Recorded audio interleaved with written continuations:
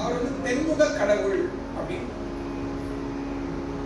அவர் அந்த தெற்கு திக்க பார்த்துட்டு இருக்கக்கூடிய காரணத்தினால தட்சிணாமூர்த்தி கிடையாது. வஸ்துஸ்திதி அவர் வச்சுட்டு இருக்க பேர் தென்முக கடவுள். ஏன்னா அவர் தெற்கு திக்குல இருக்க சிவாலயத்துல, அதனால அவர் தென்முக கடவுள் அப்படின்னு. ஆனா வசூலத்துல என்ன தெரியுமா அர்த்தம் இருக்கு? தட்சிணா அப்படின்னா ஞானம் அர்த்தம். நீங்க சொல்லும் பொழுது தட்சிணாமூர்த்தி சொல்றா, தட்சிணமூர்த்தி சொல்றா, தட்சிணாமூர்த்தி தானே சொல்றேன். இப்போ தட்சிணா அப்படின்னா என்ன அப்படின்னா ஞானத்துக்கு தட்சிணா அப்படின்னு ஒரு சொல். அப்போ அந்த தட்சிணான்னா ஞானம். இந்த ஞானத்தை கொடுக்கக்கூடிய மூர்த்தி. எந்த ஞானத்தை கொடுக்கும்? ஆத்ம ஞானத்தை. ஆத்ம ஞானத்தை கொடுக்கக்கூடிய மூர்த்தி.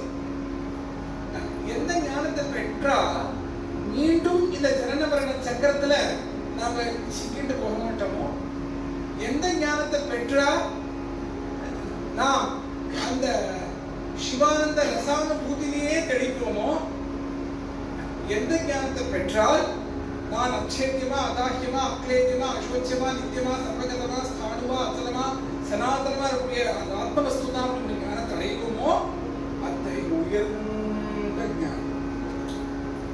அதை கொடுக்கக்கூடிய